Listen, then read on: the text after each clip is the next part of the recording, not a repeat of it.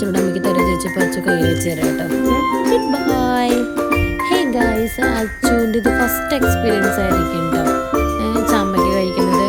പിന്നെ അച്ഛൻ്റെ എക്സ്പ്രഷൻ കാണുമ്പോൾ നിങ്ങൾ വിചാരിക്കും പുളിയുള്ളതാണ് കുട്ടിക്ക് കൊടുക്കുന്നത്. പക്ഷേ പുളിയൊന്നുമില്ല കേട്ടോ ഗൈസ്, നല്ല മധുരം കേട്ടോ, നല്ല രസമുണ്ട് കേട്ടോ. ഞാൻ കഴിച്ചു നോക്കിട്ടോ, നല്ല രസമുണ്ട് കേട്ടോ.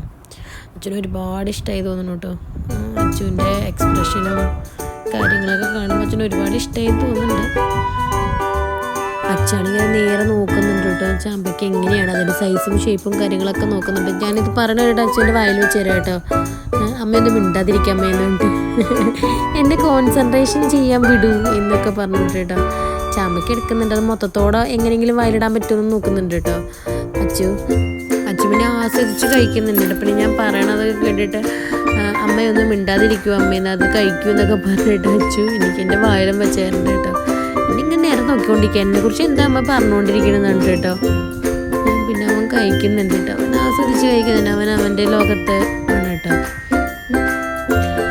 എന്നാൽ ഓക്കെ, ബൈ ഗൈസ്, നമുക്ക് അടുത്ത വീഡിയോയിൽ കാണാം.